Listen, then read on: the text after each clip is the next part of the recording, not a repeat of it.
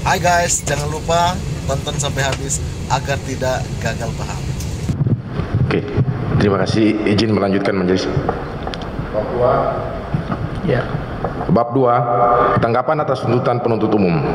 Majelis Hakim yang mulia, penuntut umum yang kami hormati, sidang yang kami muliakan, bahwa setelah kami mendengar pembacaan surat tuntutan pidana nomor 09-01-06-24-2003 yang telah disampaikan oleh jaksa penuntut umum pada hari Senin tanggal 30 Januari 2023. Dengan ini kami sampaikan, halaman 12-13 dianggap dibacakan. Majelis yang mulia, penuntut umum yang kami hormati, luar biasa tuntutan penuntut umum yang secara sadar mengabaikan fakta persidangan yang seharusnya jadi rujukan. Para jaksa mestinya diberi pendidikan khusus ilmu pemahaman fakta persidangan atau ilmu kejujuran hati dan keadilan.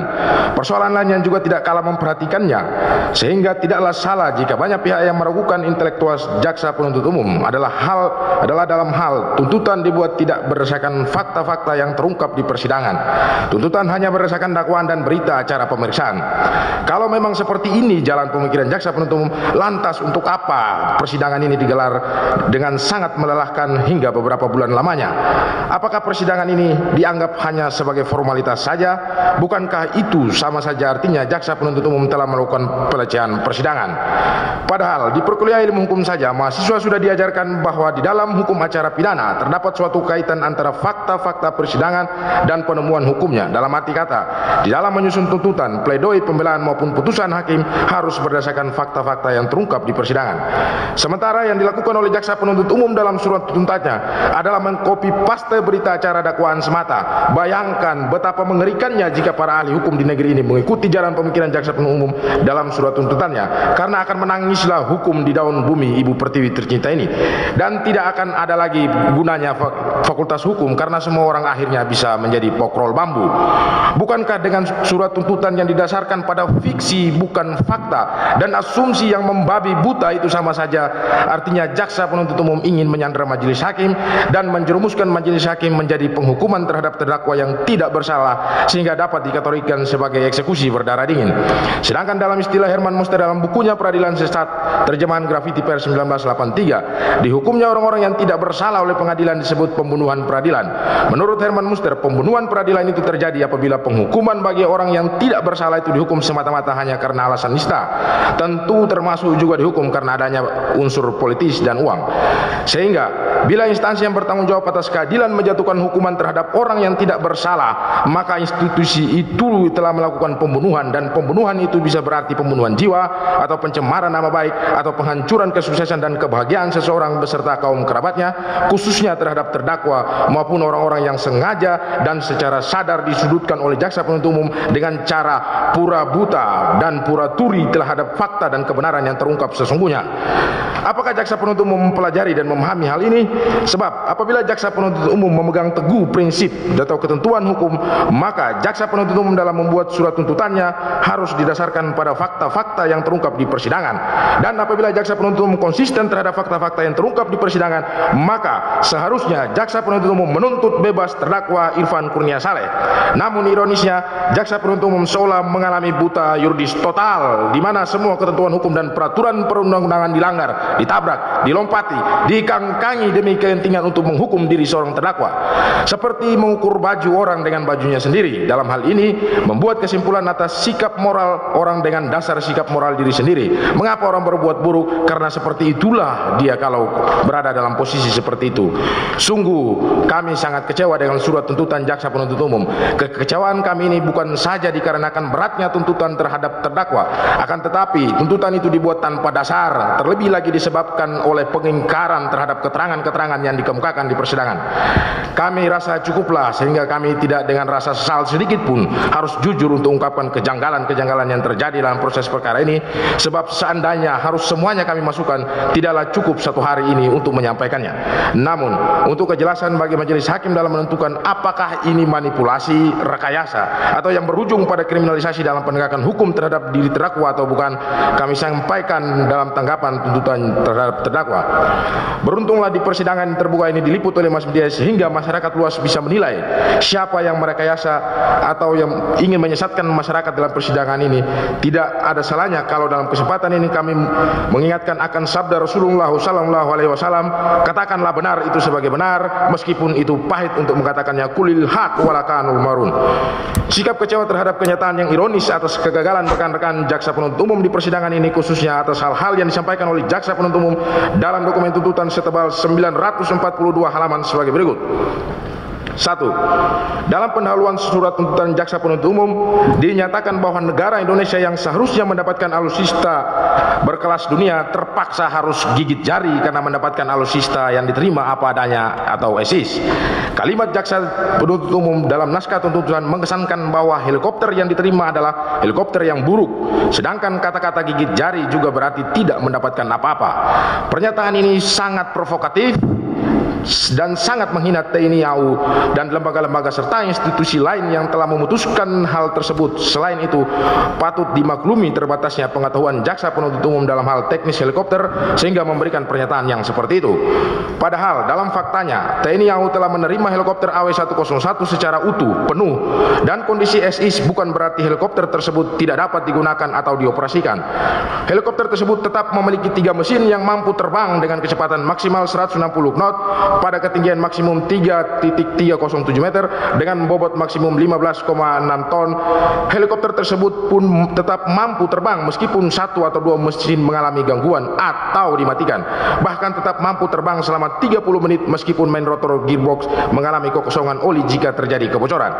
Jadi dapat disimpulkan bahwa patut diduga pernyataan JPU memang bertujuan menghina, melecehkan, dan menyudutkan, kecuali jika mereka tidak memahami bahasa Indonesia. 2. Kekurang pahaman JPU tentang pesawat helikopter juga terlihat dari anggapan bahwa terdapat perbedaan yang signifikan antara VVIP dan VVIP angkut. JPU gagal paham bahwa struktur airframe heli VVIP dan angkut adalah sama. Oleh karena itu disebut basic helikopter. Jika menganalogikan dengan mobil Mitsubishi misalnya, maka mobil varian Exit Sport Ultimate memiliki mesin dan rangka yang sama.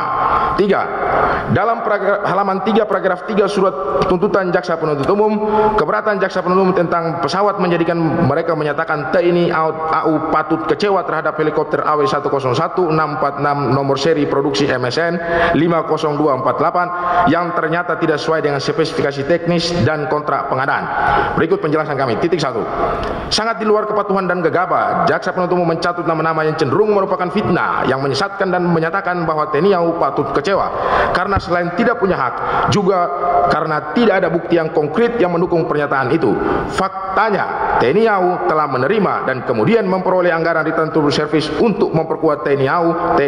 Jika kecewa, tentunya helikopter tersebut akan ditelantarkan dan tidak digunakan. 2. Keterbatasan pengetahuan tentang keudaraan juga membutakan JPU bahwa TNI AU telah puluhan tahun mengoperasikan pesawat Hercules C-130 tipe atau jenis angkut VVIP dan tanker semuanya dengan basic airplane dan kemampuan terbang yang sama, daya angkut, kecepatan, dan jangkauan ketinggian terbang. 4. JPU juga menutup mata dengan menyatakan bahwa AW101 seri 600 seluruhnya adalah varian VVIP. Padahal dengan mudah kita peroleh informasi dari Wikipedia misalnya bahwa AW101 seri 600 digunakan oleh Angkatan Laut Aljazair model 610, CSR Angkatan Udara Italia model 611, dan SAR Angkatan Udara Norwegia model 612. Sumber terlampir. 5. Pada halaman 3 paragraf 4 surat tuntutan jaksa penuntut umum disebutkan bahwa salah satu saksi Adechart yang dihadirkan oleh terdakwa menyatakan marwah TNI telah dirusak oleh persidangan. Kesimpulan tersebut merupakan kesimpulan dangkal. Terungkap fakta-fakta mengejutkan terkait adanya pemufakatan jahat baik sejak proses pengadaan hingga tibanya helikopter yang tidak pernah diketahui oleh saksi tersebut telah mencederai sumpah prajurit dan sabta marga TNI. Dari penggalan kutipan tersebut kami menanggapi sebagai berikut. Pertama, pernyataan saksi bahwa marwah TNI dirusak di persidangan bukanlah kesimpulan yang dangkal, namun merupakan kesimpulan yang tepat, mengingat TNI AU telah melaksanakan perintah sesuai Undang-Undang Nomor 18 Tahun 2016 tentang APBN Tahun Anggaran 2017 dan Undang-Undang Nomor 8 Tahun 2017 tentang perubahan atas Undang-Undang Nomor 18 Tahun 2016 tentang APBN Tahun 2017 yang menjadi dasar pengadaan alutsista helikopter AW101 untuk TNI AU. Kedua, perubahan spesifik sasaran dari helikopter VVIP menjadi helikopter angkut diajukan secara berjenjang kepada Kementerian Pertahanan dan Kementerian Keuangan, dan negara telah mengizinkan dan memerintahkan melanjutkan pengadaan helikopter angkut untuk TNI AU dalam hal ini melalui Kementerian Keuangan dengan menghapus atau mencabut alokasi anggaran yang semula diberi tanda bintang. Kementerian Pertahanan sebagai upaya memperkuat TNI AU mengingat helikopter TNI saat ini dimonopoli oleh satu produsen dan salah satunya yaitu helikopter Puma atau Super Puma. Ketiga, permasalahan yang diawali oleh konferensi pers TNI, Panglima TNI saat itu Gatot Nurmantio di gedung KPK yang menyatakan kerugian negara seharusnya ditolak oleh KPK karena KPK seharusnya paham bahwa seorang panglima tidak memiliki wewenang yang menyatakan kerugian negara. Selain itu, pernyataan Panglima TNI waktu itu tidak didasari dengan kegiatan investigasi pemeriksaan dan tidak ada hasil pemeriksaannya alias bodong, serta dilakukan pada saat kontrak masih berjalan.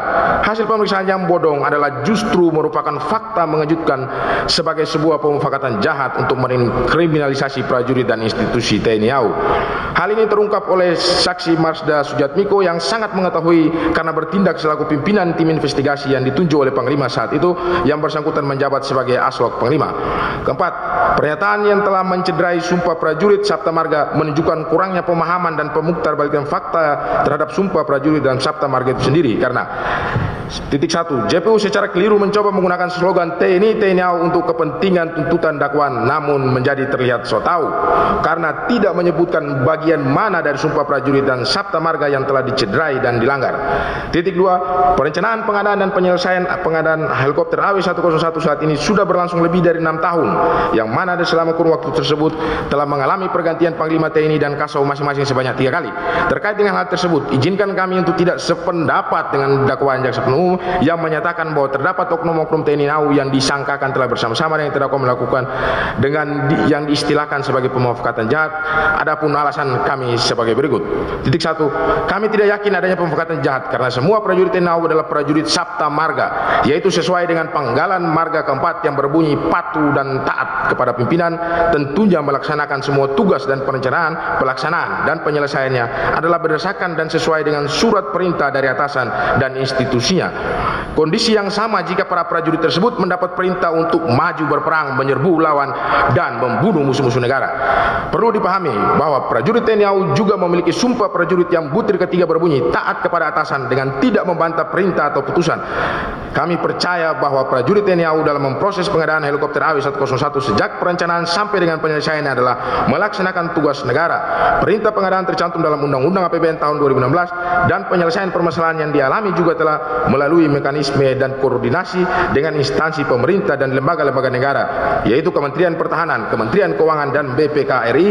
Penyelesaian permasalahan bahkan sudah melibatkan lembaga yudikatif, dalam hal ini Pengadilan Negeri Jakarta Timur, dan lembaga legislatif, dalam hal ini DPR RI, untuk pengesahan dana perawatan lanjutan. Konon, bahkan pada awalnya Presiden sendiri yang menginginkan helikopter AW101.